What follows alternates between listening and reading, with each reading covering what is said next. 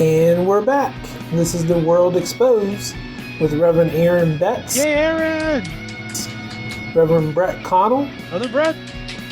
Reverend Alan Farkas, He's absent tonight. Reverend Christopher Gore. I'm here. We are excited to bring you tonight's message. Words, hope, but truth. Get yourself prepared. This is going to be a wild, wild ride. Oh, good evening. We're here. Hello. Hey, guys. Sorry we're late. 12 minutes, but we are doing some rewriting and some exploring some different new technical aspects of Restream, Zoom, but we have an exciting, unplanned show for you. So that means that anything can happen at any point in time. Yes. Yeah. Oh, that got him excited. They like spontaneity. Yes. And if anyone has seen Alan Farkas, he's kind of like a Where's Waldo. If you see him anywhere, immediately contact our email. Yes. TWE at X. I was going to say TWE at exorcisms.com, but no, it's TWE at the lighthousechurchinc.org. Where's Alan? Yeah. Make it a game. Right. I don't think he's gonna wear the traditional white and red like Waldo with the jeans, but you'll know him when you see him. You'll know him when you see him. It's our brother. But we love you, Alan. We wish you were here. Man. Yeah, we miss him. I think he's mastering the technique that absence makes heart grow fonder, and I think he's using that to woo our audience to love him even more. So wise man, Alan, wise man. We see what you're doing. Yeah. Bless him. Yes. Well, you guys, what's on the docket? What's going on in the news? What's going on in the world of reality?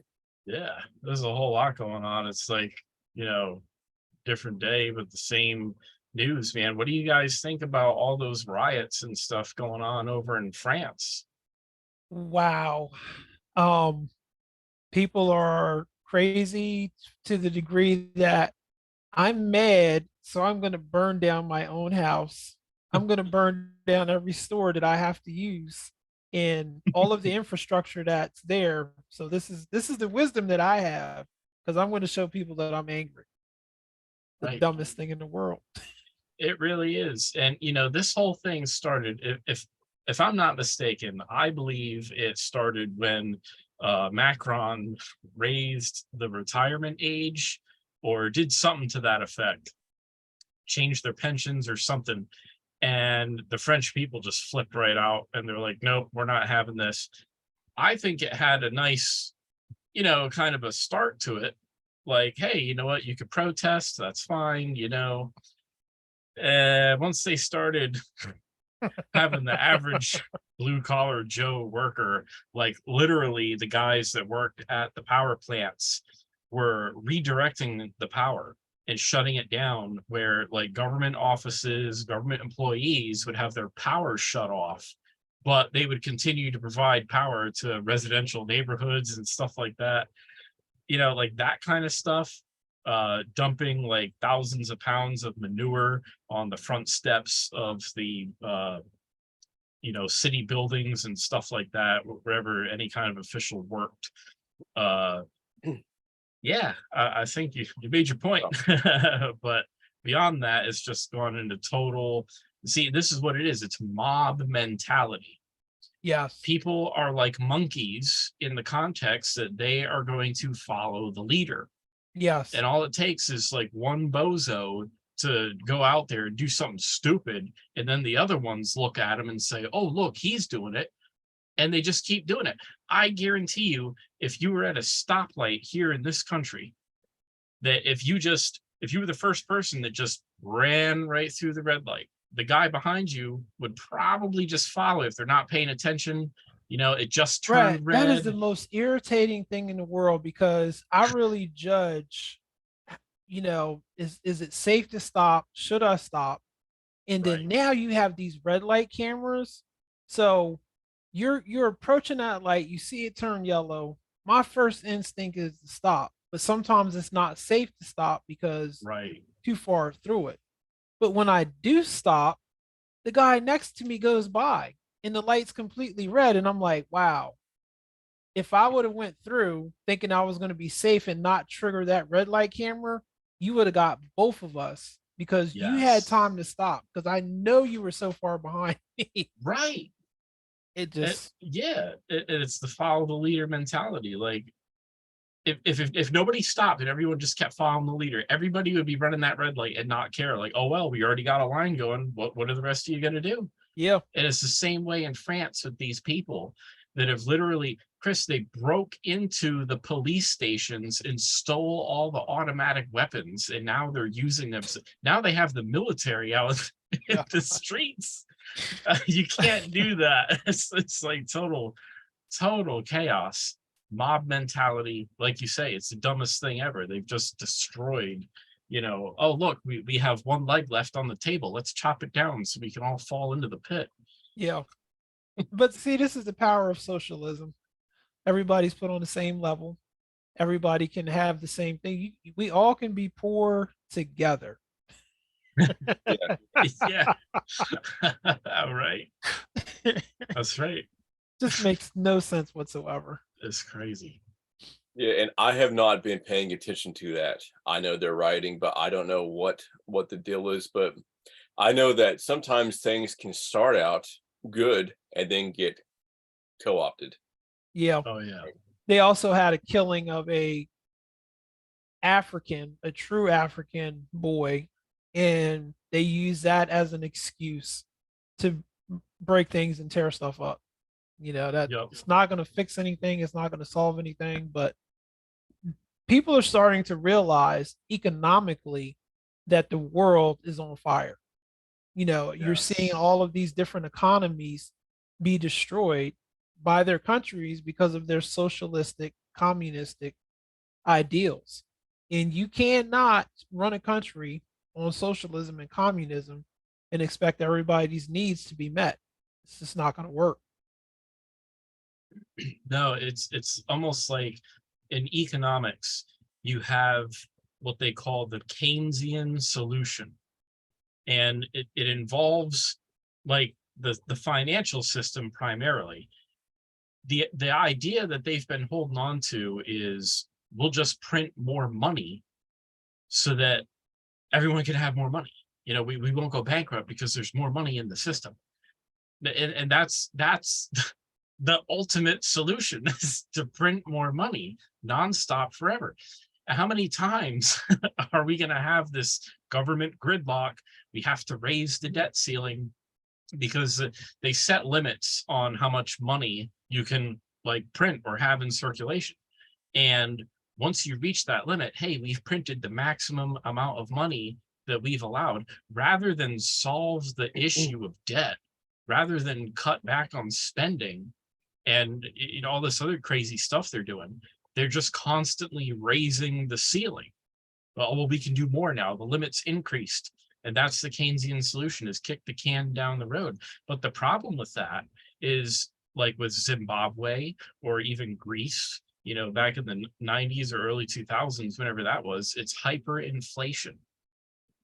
Your money becomes worthless because you've printed so much money out of thin air and you've injected it into the system that people are walking around with wheelbarrows full of cash that's essentially worthless.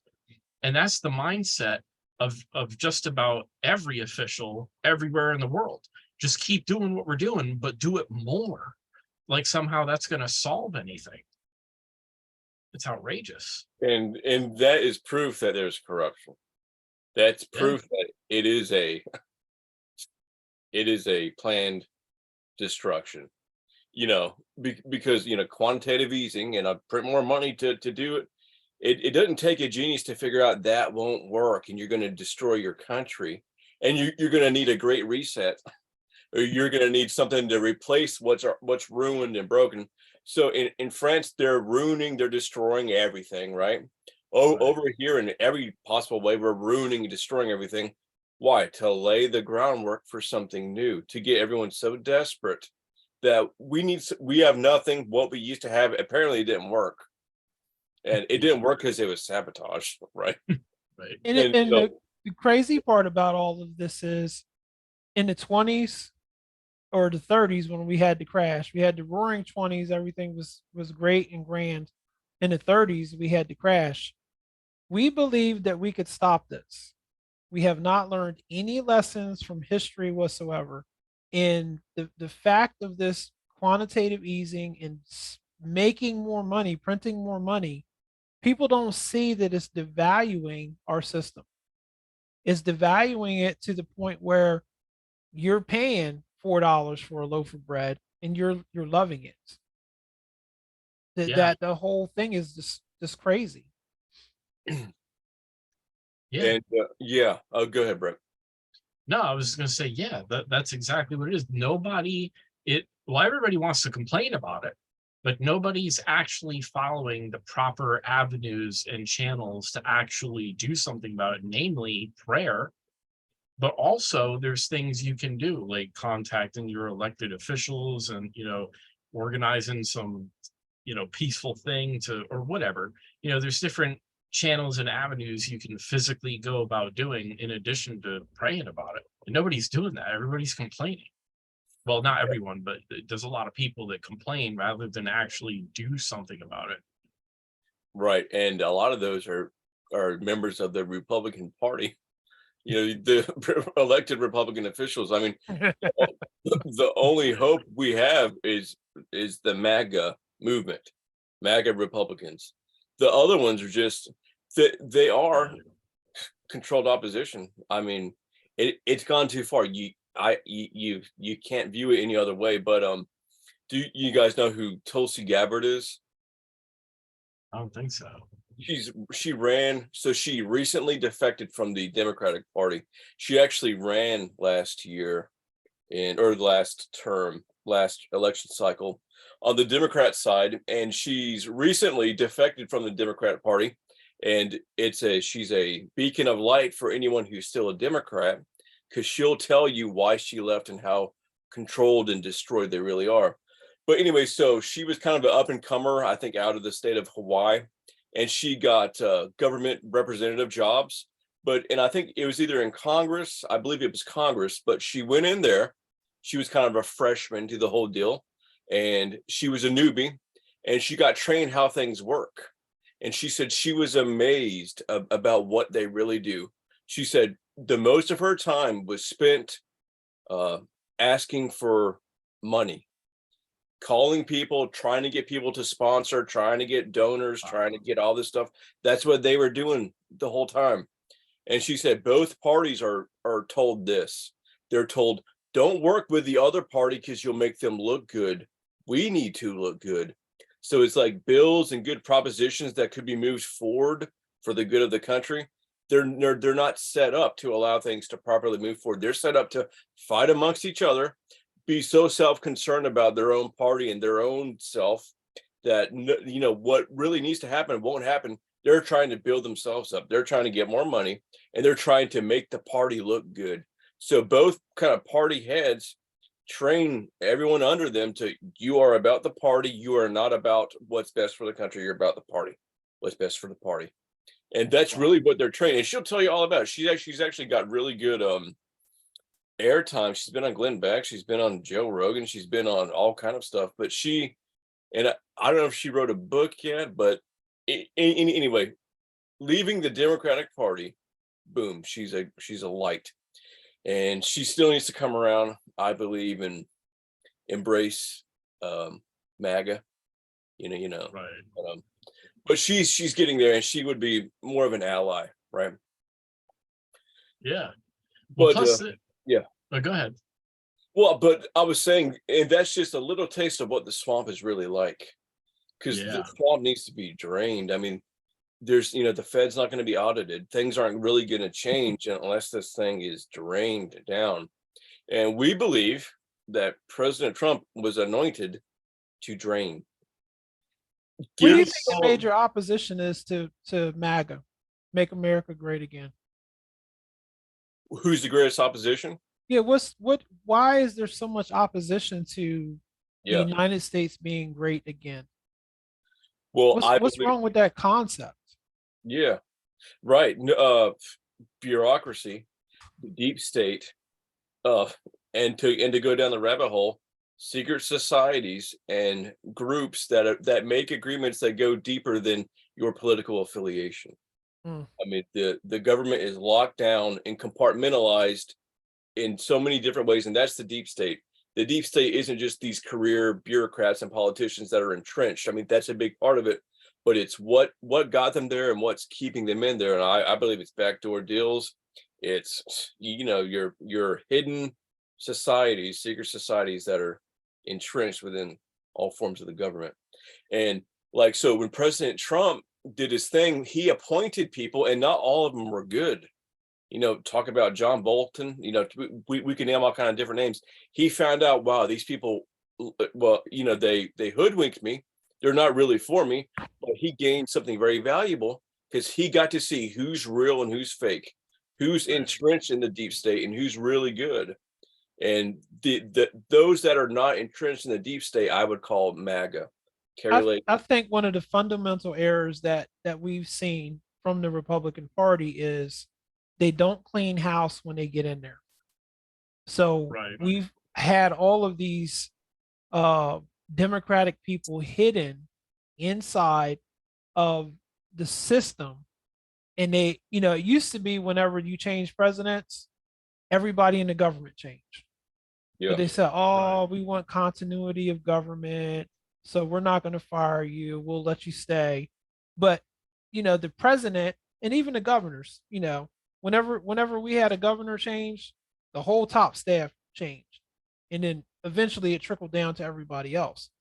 And the same thing would be true with the president. I think it stopped after Ronald Reagan. Whoever, I think it was Bill Clinton, said, well, we'll just keep them in there.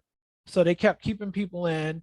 And these people, instead of them losing their power, they gained more power. They kept naked pictures on people that they wanted to control. And, they kept using these naked pictures all the time. And then they stayed and they stayed. So there's a principle, that's biblical. If God tells you to kill your enemy, and I'm not talking about killing people, but if God tells you to kill your enemy and destroy them, you're supposed to destroy your enemy. And how many times did the nation of Israel, oh, we want to leave them alive because we want to take and we want to keep keep them, we're going to use them as slaves? No, they need to be destroyed. They need to be destroyed because there's evil inside of them, and that evil is going to spread and it's going to continue to destroy everything else.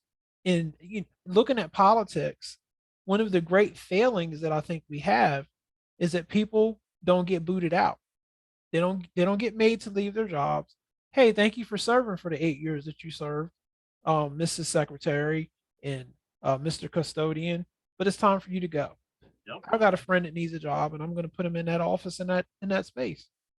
And then you have people that are loyal to you throughout your term. And then that way you don't have all of this undermining that went on.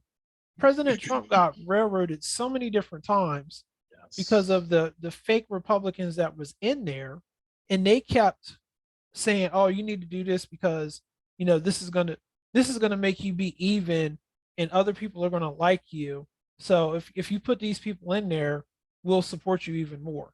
And you're right, Aaron. He got blindsided by so many different things because there's so many different roles that need to be fulfilled, and you're in. I believe he was idealistic when he first got in there.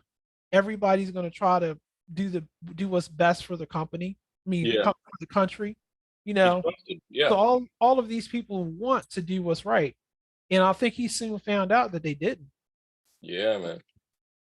And he probably really had just imagine he probably kind of had an awakening of his own self, being like, wow. I think that hurt him. Oh, I yeah. think that hurt him emotionally. Not that he did anything wrong, True. but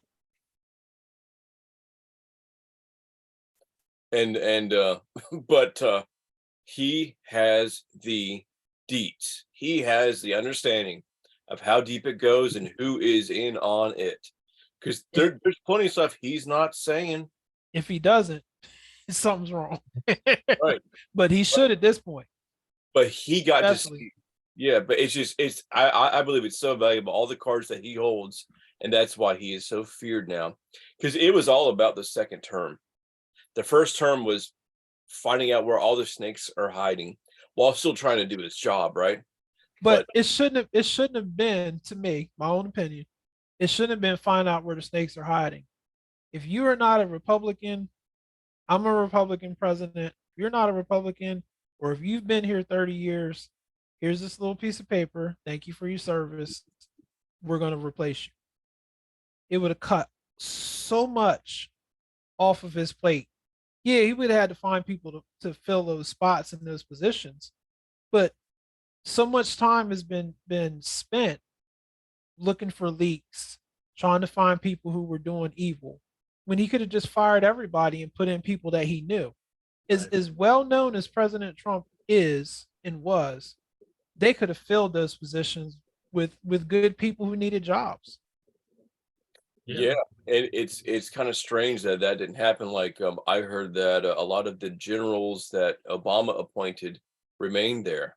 Yeah, Like Obama appointed all kind of woke before woke was a thing, all kind of weird, kind of fringe people to spots in military power, and they just kind of remained there. and this explains why we lost all of those wars. We didn't fight them with the mentality of we need to win, Right. or we were in wars that we shouldn't have been in. And real talk, like that is kind of a question we have about, President Trump. But I could see how he was like, all right, if I start really cutting the heads off these snakes right now, all hell's gonna break loose. Let it break loose. Right. And then What do you got now? You have nothing. it did on January 6th, all that orchestrated thing, January 6th broke loose, and it's unfortunate, and we're hoping he gets back in there and can. Where's Alan at? It was a psyop. It was the Luciferians. Yeah. Yep. MK Ultra. Yeah. Dude, that But that's the thing, though. These people, they have crisis actors. I wish I had this thing, because it showed right there in actual video footage. There was a school shooting somewhere. I can't remember which one. They had this woman standing out there boo-hooing and crying. She was supposedly a teacher there. And then fast forward, a couple years later, 2 or 3 years later, there was another school shooting, totally different side of the country. And she's there. It's the same woman. Stop. And she goes, oh, I just happened to be in the area on vacation with my daughter, and this shooting happened. Oh, I can't believe it. And it's like, are you kidding me? You're a prepaid method actor. Right. These Get out of people here. are real. Yeah. But I'll tell you what's boiling my blood here. There's a pandemic on the internet of this fact checker baloney going on. Whoo, preach. And I got to tell you, I've actually looked into this personally, because it blows my mind. I actually have an example right here that I'll give you this example of what I'm talking about. I just pulled this up. Quick summary.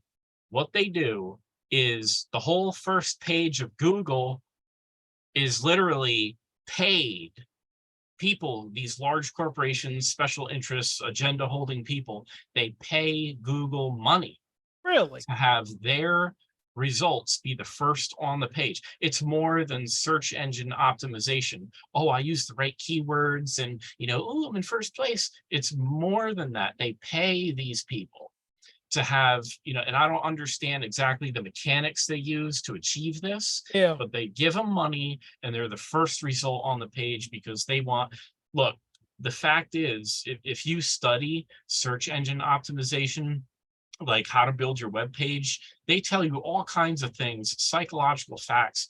People only look at your website for like 7 seconds. Yes. Before they decide that they're just going to get off. Yes. Because it's like everything that you need on the website has to be immediately right there on the front, because they're not even going to scroll down. Nope. They're not even going to scroll down. If they don't like what they see immediately, they're out of there. and this kind of stuff's true. And who thinks about this kind of stuff? So my point is, they have all these things set up where they'll put the whole first page of Google. Like if you're trying to research something or you have a question about something you saw, the whole first page of Google is nope, fake, false news, didn't happen, out Yeah. of context. But if this is the dumb thing, if you actually click the link and read, because let me just share the screen. I'll show you what I'm talking about here. This Okay. is crazy. All right. So I'm looking up this whole Donald Rumsfeld used to be the defense secretary back when Bush Jr. was president, if you remember. Yeah. And he gave us aspartame too. Don't yeah. Thanks for your artificial news, sweetener. Now, so here's the funny part. It says it claims on Instagram posts in June 25th, 2023, the day before 9/11, the Pentagon reported $2.3 trillion missing. So the context here is, they blew up the Pentagon because they failed an audit. They can't account for all this money. And they're saying, no, Pentagon didn't do that. They did not report trillions of dollars the day before 9/11, blah, blah, blah. And then it says a conspiracy theory. Look at the keywords they use here. A conspiracy theory, right? Talking about the day before 9/11, they reported $2.3 trillion missing.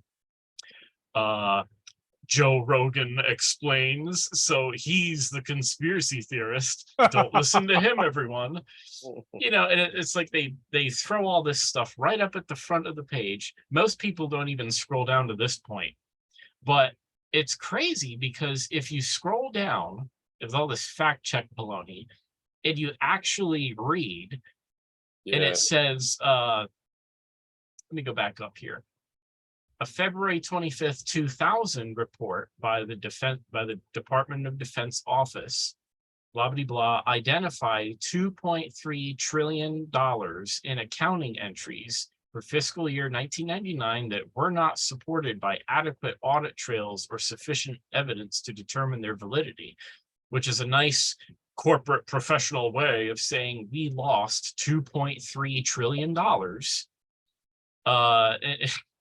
So then it says Rumsfeld mentioned this during a speech at the Pentagon on September 10th, 2001.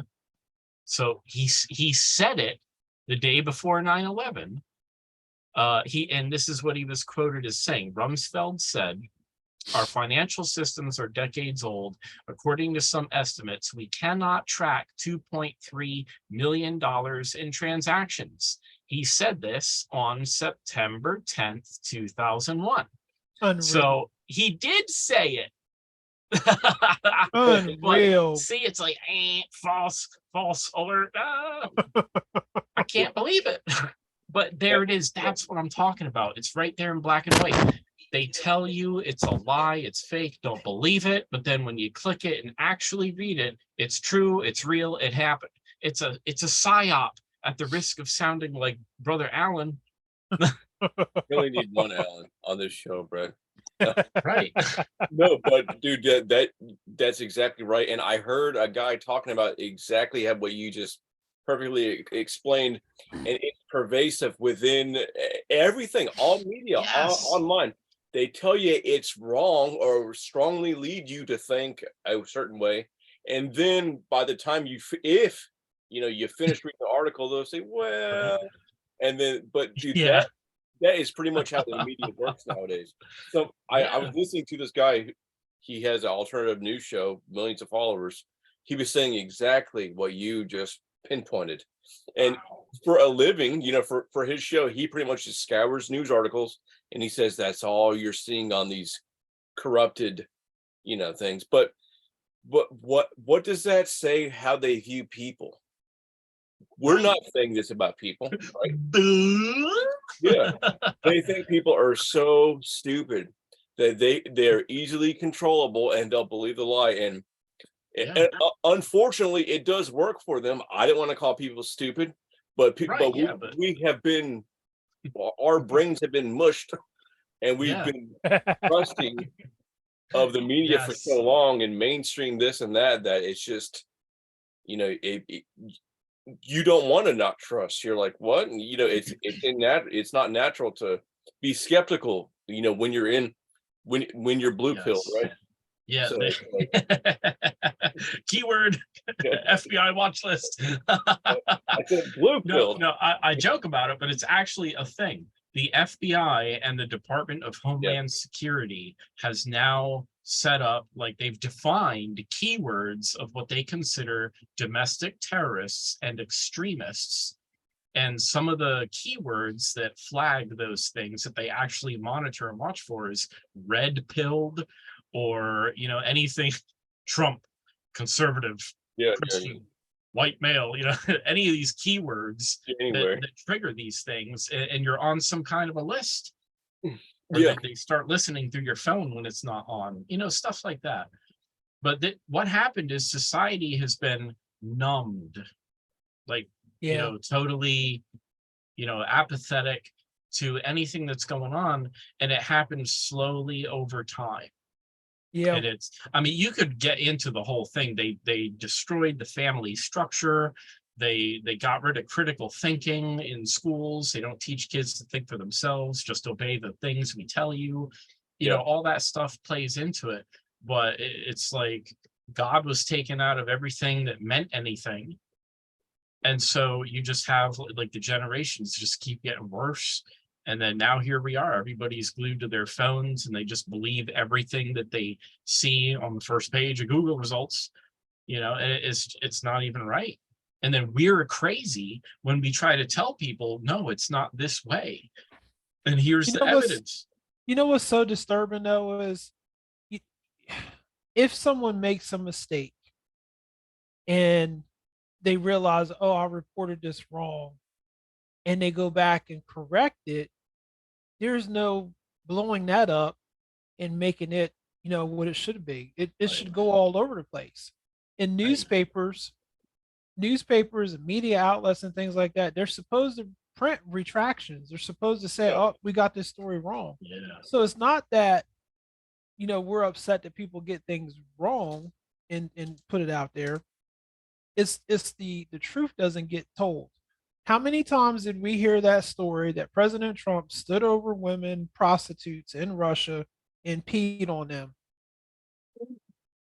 What the heck? Yes. My God. And no one corrected the story. No one fact checked that story. They're still telling it to this day. Yeah. I'm sorry, that's so stupid. It's ridiculous. It's retarded. Who believes this? Yeah. The woke people believe. Yeah. It's sad and stupid.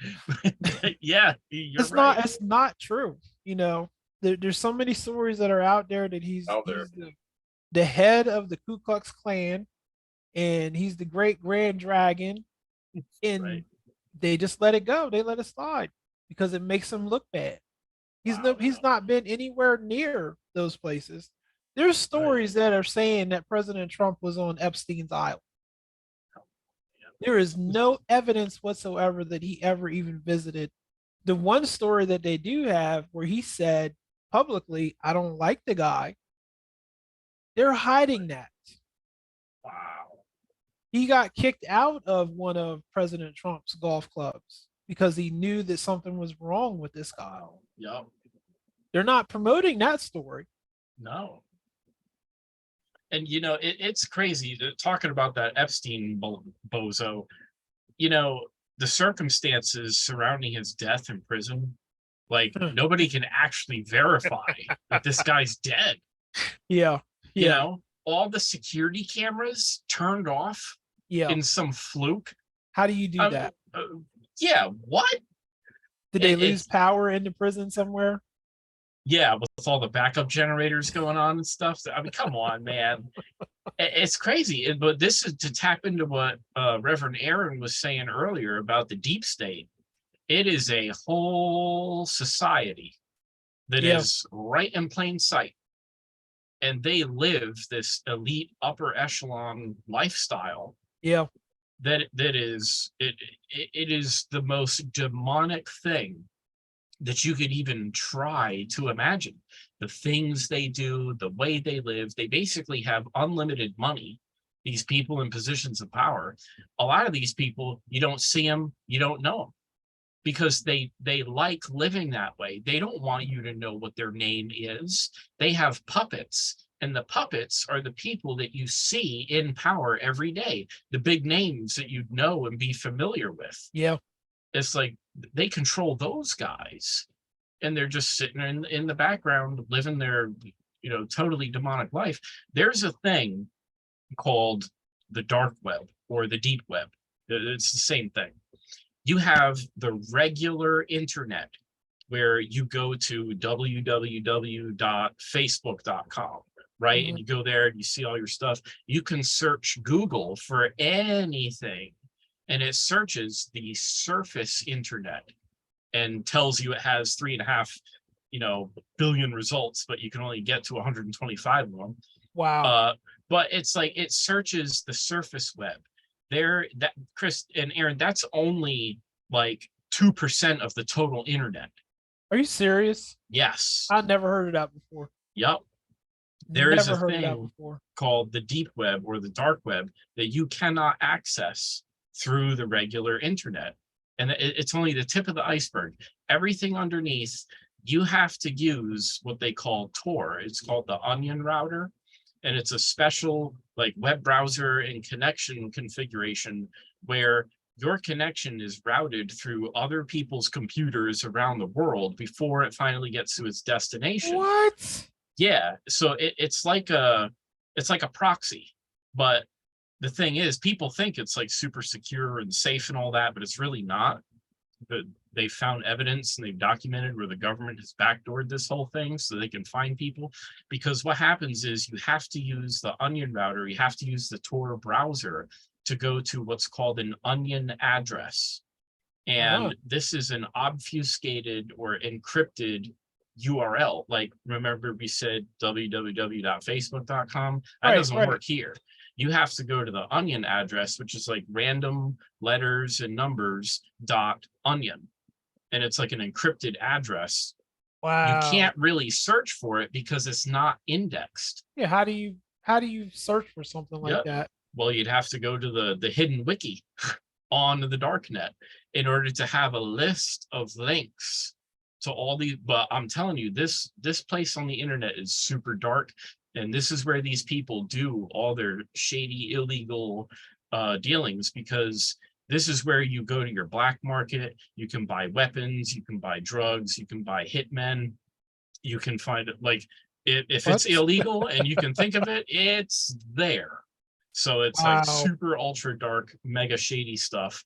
But I wouldn't advise even checking it out because the whole thing's backdoored. They can see everything you're doing unless you really, really know what you're doing.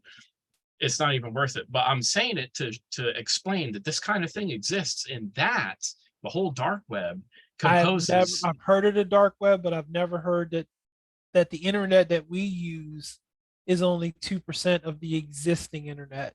Yes. That's over 90% scary. is hidden on the dark web. That's where people go to do all this crazy, and they all transact. Like they exchange their money back and forth for all the illegal, shady dealings in Bitcoin. Really? Yep. It's the currency to use because it's anonymous. You can't trace it back to the person who sent the money or who received the money. So that's why they do it. Is Bitcoin real? Can you take it to the bank and pull money out of the bank with Bitcoin? The short answer is no, but they have come up with a conversion principle where you can go to an ATM now and you have a special card that's linked to your like a Coinbase wallet, for example, or whatever system you use to buy cryptocurrency. You can now have a card that you can exchange your Bitcoin for actual cash. So they've made it to where you can do that, but before they did that, no, it wasn't something that you could just take into a bank and say, here's a physical coin, I want to exchange it. It didn't work like that. because it's all electronic, it's all computerized, it's all decentralized, it's anonymous.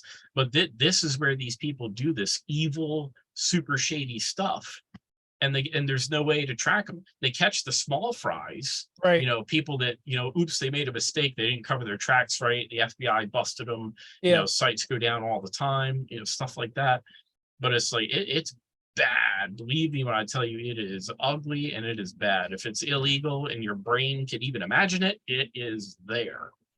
I was listening to something that Jordan Peterson said, and he was talking about politicians, and but what he said, it made a lot of sense, but it was along the lines of this. The good people have to understand how the bad people think, not so that they can do it, but so that they can be ahead of how they think, for the purpose of being able to not allow them to do their evil. Right.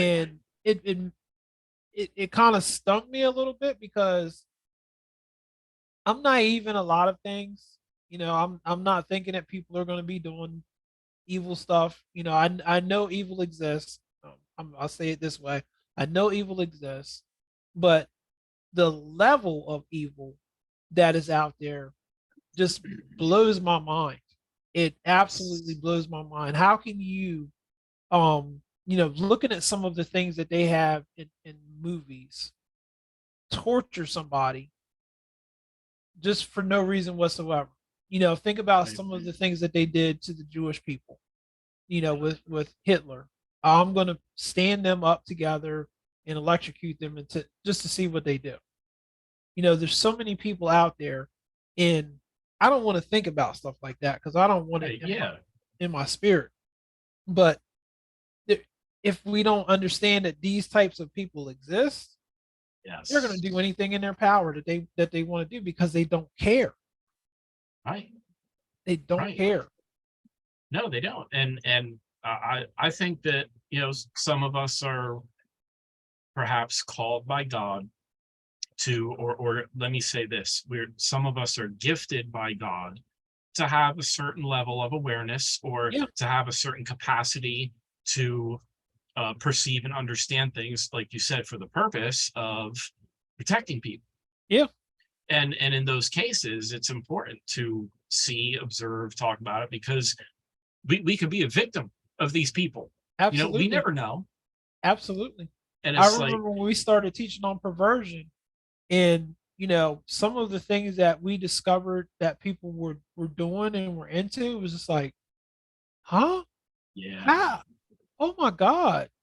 Right. But we can't help them because we didn't know it exists. Now we know it exists, and now we know that there's help to be able to bring them out of it.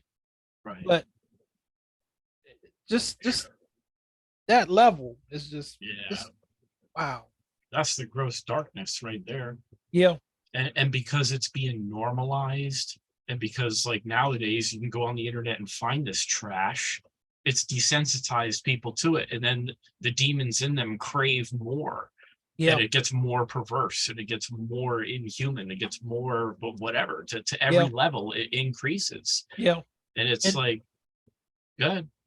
Then thinking about this from God's perspective, we don't see it because we're not thinking about it, we're not looking for it. He sees it all the time.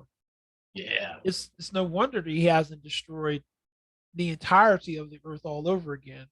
When you go back to Genesis 6, when he was talking about how the wickedness has just come up before me, and I have to destroy, because if not, they'll do anything.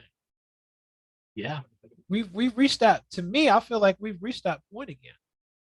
Yes. Yep. Absolutely. I mean, just look around the world. I mean, I know there's good people, and God has his remnant, tucked away in everyone's. And that's the thing. Like, God is in full control of absolutely everything that's happening.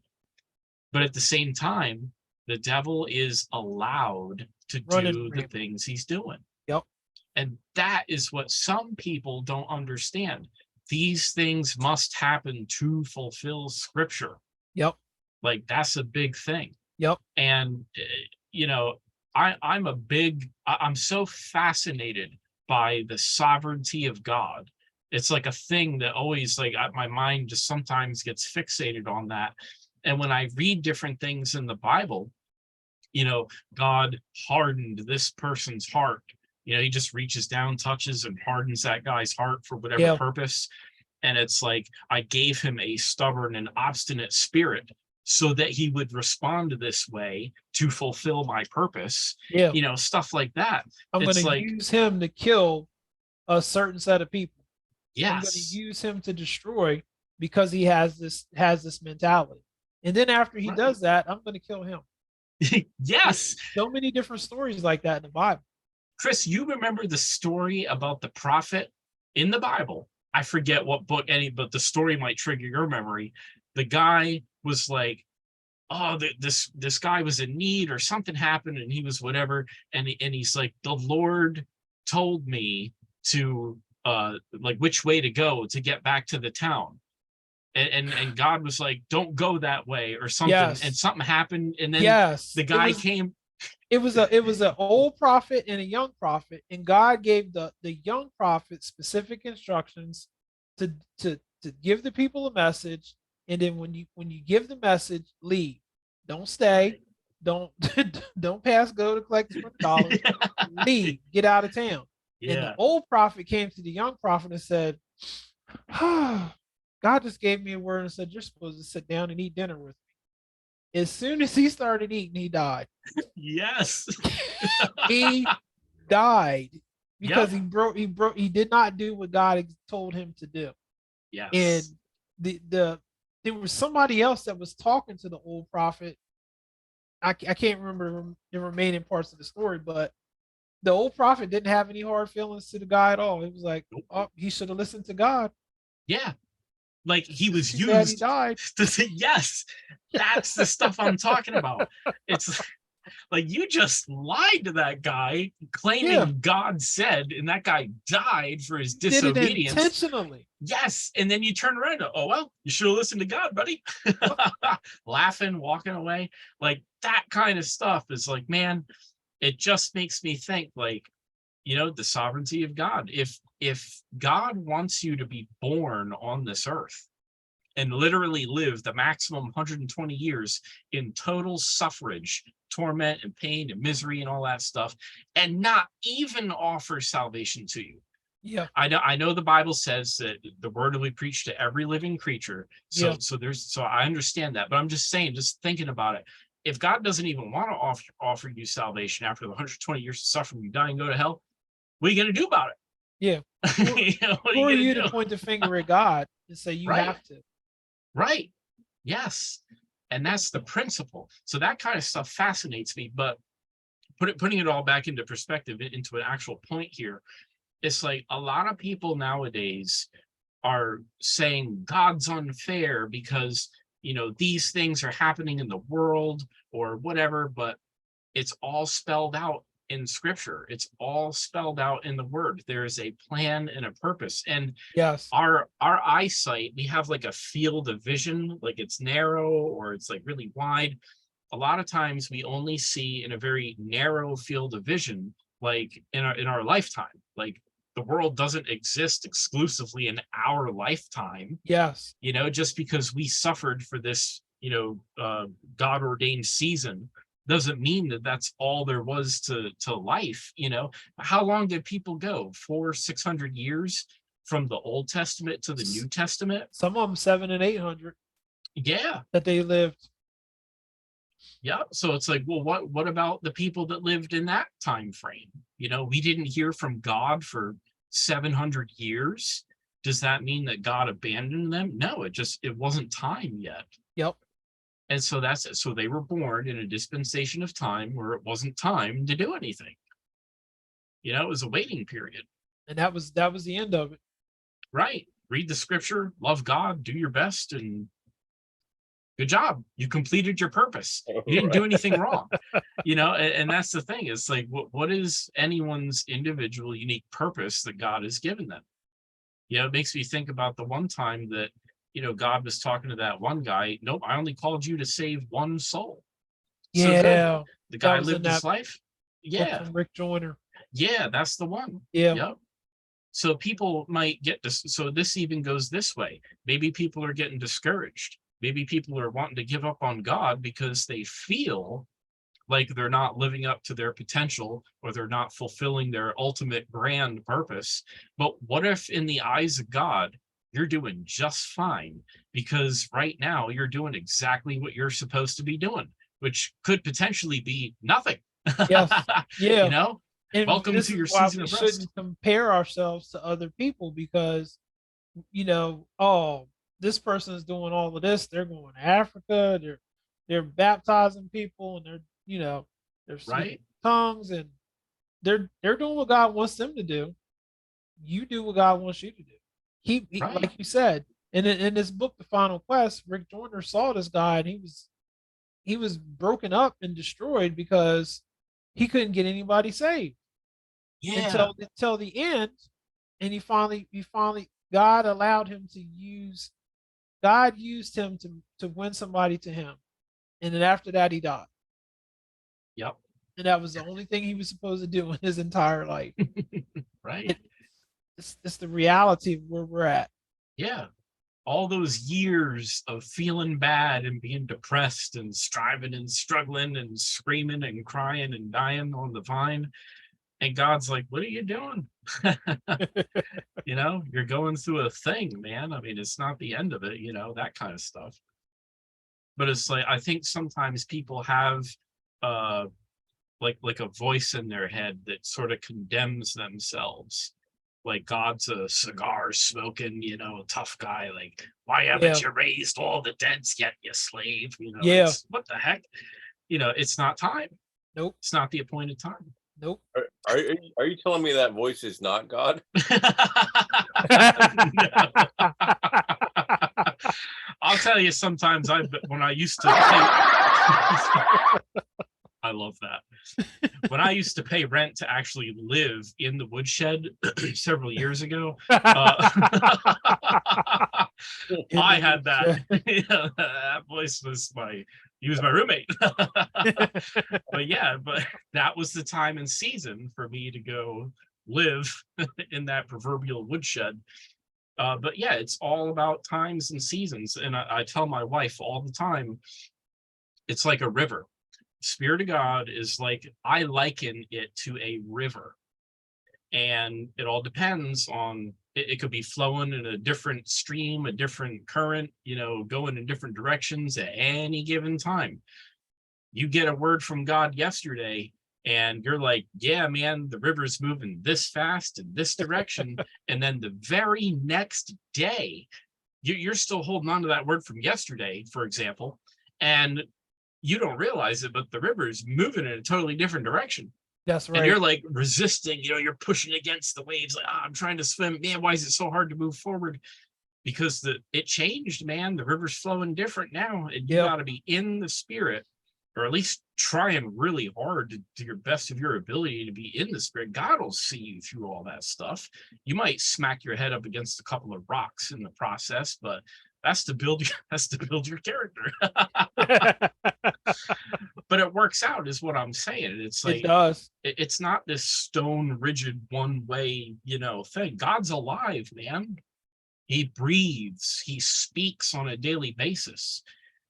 God's not dead where all we have is some ancient text to rely on. You know what I'm saying? Like, Yeah. Spirit of God is alive, man. He's gonna talk to you. I don't know. And there's something like our spirits understand this and are all for it. But every part of us does not know anything about this, but it's the fact that God tests. And this world is set up so foreign to God, and it's the perfect test tube. All the situations of life and the choices of our heart and the things we choose to pursue or run away from and fight and all that stuff. Like we're in a ultimate test here, and a big part of life on earth. So is this the Matrix, Aaron? Well, I would say it could be in a sense, but it's almost like anything you can do to prove your devotion to God in a place that is not like him, and when you wear your flesh suit, which is not like him, and all this opposition you have in you, are you going to go to him, even though you have all these weights on you and you have all these things pulling you? Are you still going to choose to love God, trust God, pursue God? Love him with all your being, right? So it's like, Yeah, I find it interesting when you look at that going, we have the power of choice. We don't have to serve God. We don't have to love him. But because of different circumstances that come our way, we learned to love him. We learned to spend time with him, and we appreciate it as it goes. But there's people out there today who have no experience with God whatsoever, and because of that, they look at us like we're crazy. Like, why are you giving of yourself, giving of your time? Why are you sacrificing? Why are you willing to suffer? Right. And it's because we've had personal encounters that is like there's something bigger than us that's out there, and we know him to be the God of the Bible. And Yeah. when you have those experiences repeatedly, something inside of you desires to be in his presence. And when you look at our world, as we get older in the spirit, I start looking at things as this is temporary. We're going to pass through this life into the realm where everything is permanent, and it's going to be good. It's going to be worth the suffering that we do over here.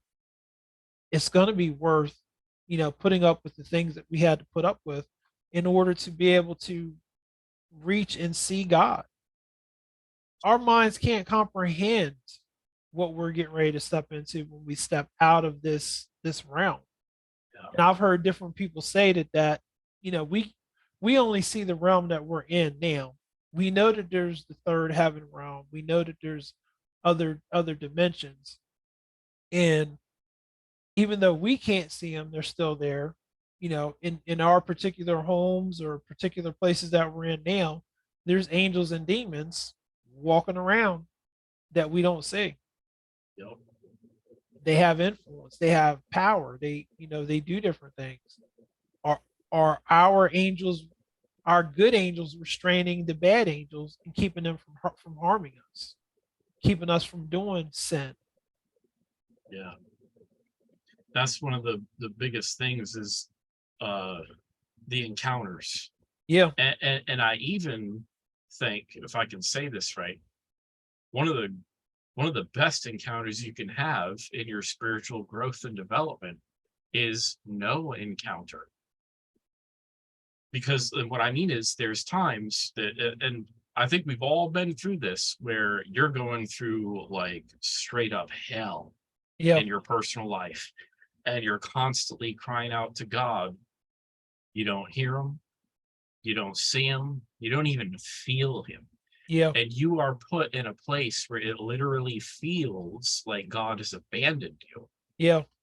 And that is in itself a thing. God never abandons us, but you can go through a season of feeling that, well, he abandoned Jesus.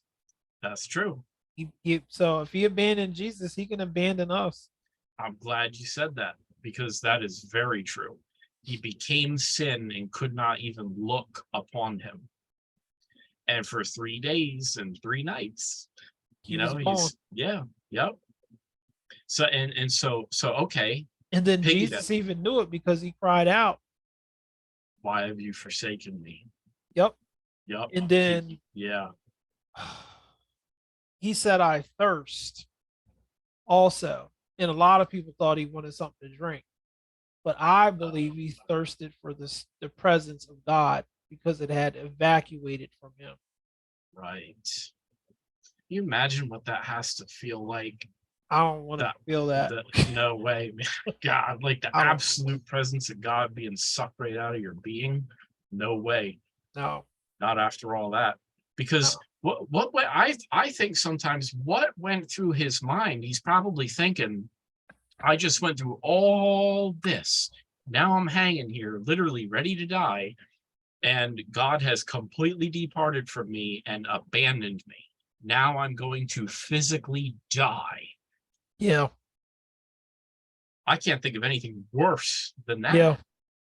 No.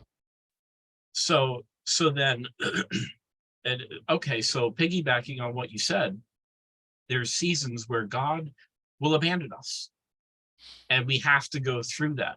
And that in itself is a test. Are we still going to love and trust God even when he has turned his back on us for that season? And we have to go through that, because I've been, in situations where it's like, I am going to die. And I don't, where's God, man? And you're sitting there crying, just wanting to die and all that kind of stuff. I mean, we've all been through stuff like that. Absolutely. Absolutely. Yeah. And it's like, it isn't until after God will come back in, show up on the scene, and everything starts working out. And usually God tells us before this kind of stuff happens, so we don't completely lose our minds. But it's like, who's going through this that God hasn't had the chance to speak to before they went through it? There's a lot of people out there that are going through that. And that's who God's talking about. All these people lost and dying because there isn't a mouthpiece available for God to use to speak to these people and encourage them in their hour of need. Yeah. And then it's like, well, how many times did we have an hour of need and nobody spoke? God wanted to speak encouragement to us, but nobody yielded to him, and so we didn't get anything. And this is how it works. If it applies to everyone out there, it applies to us. You're just stuck walking in that valley. Yeah. With no opportunity or hope that it's ever going to end. Right. And I'll tell you, I've been to hell 4 times now. It used to be 3 times for the longest time until about last week. Wow. I don't know why. I don't understand it. I had another vision encounter where I was down in hell again. And I'll tell you, it scares the crap out of you. And I was just full of absolute terror and fear, just crying out for Jesus over and over and over again. And finally, I woke up. And when I woke up, I took this huge breath in. Like, what did I have? Sleep apnea and died in my sleep or something? And I don't know. It's weird. But, and I haven't heard any discernment as to why that happened. But it made me, what I took away from that was another strong sense of, this is why it's so important to help people who don't have Jesus. They don't know to cry out for him and be saved, so maybe that's what it's about. I don't know.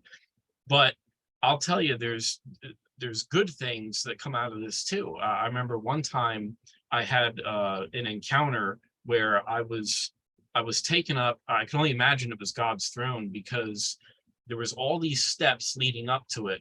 And I saw this immensely bright light sitting on the throne. And there was another light that was coming in and out of it. And I just had this intuition that well, that's Jesus. He's sitting at the right hand of the Father, and they're all, the Godhead is one. So there was all that going on. But it's absolutely impossible to look at his face. You can't even see it. The light is so bright. And I just remember all the way down these steps, I'm laying prostrate at the foot of these steps going up to this throne. I can't move. I can't even think. All I can do is just weep uncontrollably and say, holy. That's all I could do.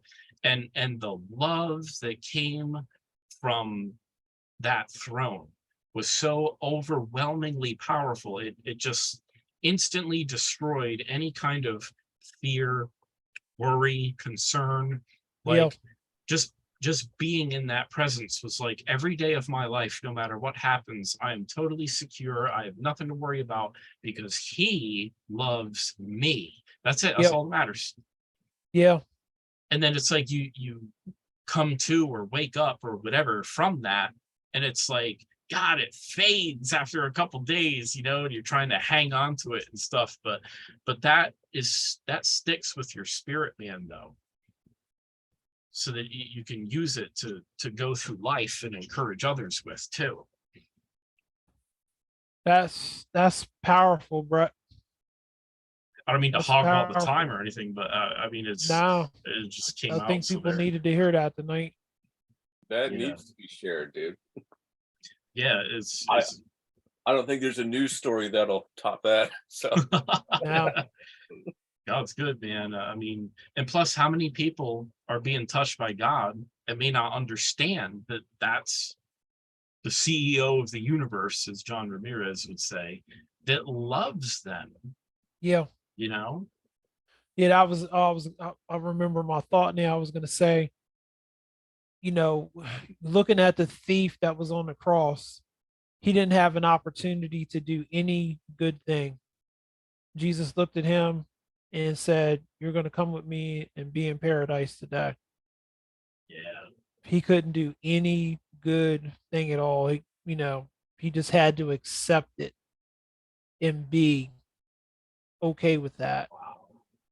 We at least get an opportunity to try to help people, try to, let God use our giftings, try to be available, to be a servant, you know. But look at how much God loved all of us, that before we sinned, he sent Jesus to come to us. He sent Jesus to be the payment for that sin. And there's going to be people who will be in the same situation as that thief on the cross. They're not going to have an opportunity to do anything worthwhile or advantage. They're just coming in. They're just coming in. But it makes me appreciate my relationship with God so much more, because when I think about him doing this before I even knew who he was, had an inkling or farthing in my mind about there's a God who loves me just for me. That's It's powerful. yeah. It gives you a new perspective on your worth and your value, Yeah. to know that you're powerless to change or to stop God's love, no matter what you do. Even if you do nothing, it doesn't. God's not looking for his love to necessarily be reciprocated in the context of, determining your value or your worth. Yeah. There's no way we could ever pay him back. Right. At all, ever. We don't even have the capacity to even come close to paying him back. That's good, man. Dag.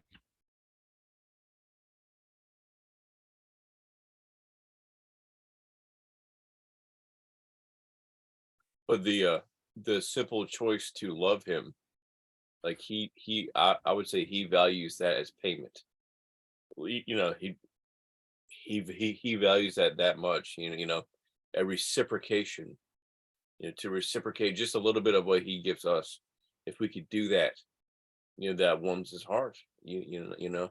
I think the greatest way that we can make any feeble attempt to reciprocate with God is to just receive his son Mhm. by faith. It's like that's all he's asking for, really, because he Yeah. desires to be with us. That makes him And- happy. Yep. So, like you say, Aaron, that's loving God is receiving Jesus and And believing in him by faith. Yeah. and it's the meaning of life to Yes. love God, to choose God, and to love God, and to trust God. Right. That's pretty. Is there any more? Like, it can all be boiled down to that. Choose God, love God, trust God. Meaning of life. And you don't Yeah. have to meditate in a cave for like 20 years for that to drop in your lap. It's in the book already. Right. All the Yes. Bible, love story, Right. and much more. Yep. prophets dying because they're being lied to and stuff like that, you know. Yeah. But you know, but here's the other thing too. You can't just do stuff and get away with it either, because I Oh, no. love the story of Shimei or Shimei, whatever his name is, the guy that was throwing rocks at Yeah. David. Oh my God, that's the best. One of the best. Go ahead and retell that. Yeah, Bert. yeah, I love this. So, you know, King David is walking with his army. They're walking down the road, and there's this guy on sort of like a hill up on the left, and he's throwing rocks at David, cursing him, calling him names, you know, saying all these dumb things to him. For like a large part of the journey, he's following them, doing like he's got nothing better to do but throw rocks at him. You called him a big phony, I think. Yeah. So David's, you know, armed guards were like, should we dispose of this guy? Like, he's insulting the king, you know, he actually should be put to death because of what he's doing. Yeah. And David was humble enough to say, no, leave him alone, because how do we know that God isn't using him to punish me for something that I've done? Yeah. So, and that even shows David's heart, that he's reserving room for the sovereignty of God. You know, Yeah, oh, maybe I did something. Yeah, right? A portable woodshed is following him. But, you know, stuff like that. So anyway, you know, they let the guy go. Fast forward years later, Yeah. David is on his deathbed, and he's talking to Solomon, because that was his son, right? Yeah. Yep. Yeah, and so Solomon's getting ready to take over the kingdom, you know, take David's spot. David's on his deathbed, telling Solomon like final words type thing, you know. So this is, you know, about the kingdom, you know, these things. And then he says, and by the way, there's a man named Shimei who lives in this village, and he must die. Your first order as king is to put that guy to death. But he even said, if the guy, don't kill the guy outright, but if he tries to leave the town, then he must be put to death. Yes. So they were stalking this guy. And he paid for his crime, throwing rocks at the king all those years ago. You know what's even more fascinating about that is that God didn't kill him. He Right. made him live until David died. Yeah.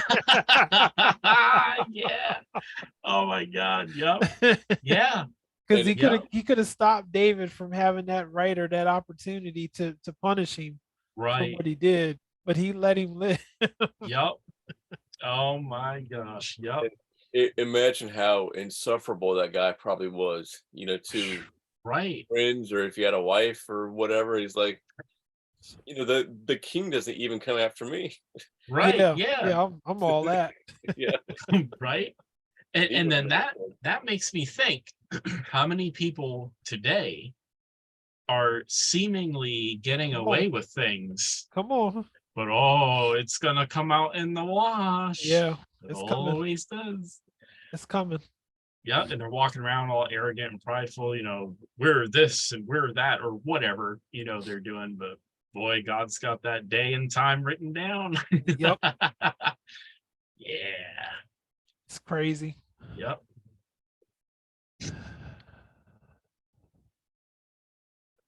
It's a crazy world out there, folks. Yes, It it sure is. is. Sure is. Well, I think this was the most God-centered episode we've had. Yeah, it was really fun doing it this way. You know, Yeah. I kind of talked a lot, but That's yeah, all right. it was cool. All the insight, man. That's and but don't make that fifth trip. You know, don't. I know, right? Like, Yeah. man, what are Chill you out trying with to the tell me, hell, God? Yeah. Yeah, I'm sorry if I ever threw rocks at anybody. Yeah. I repent. I forgive. Yeah. Yep. That's right. Wow. Well, I think I'm pretty tapped out on topics, guys. Sounds good to me. We Okay, so are very, very interested in helping you be people who think, because it's an important part of our journey, thinking and learning about all of the different topics that are out here today.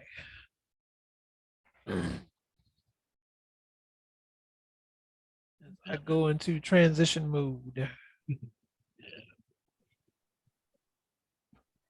Thanks for joining us tonight. Thank you, guys. Thank you. We'll be back next month. Yes, we're coming back on July. Sounds We'll good. find a date real quick. Find a date. We'll be back July 24th. Ooh, it's my birthday. Oh, okay, Oh, maybe No, do We'll it. have, Yeah, cupcakes for you. there you go. Yeah, Don't cake, show up at send your cake birthday, to me. it'll be all right.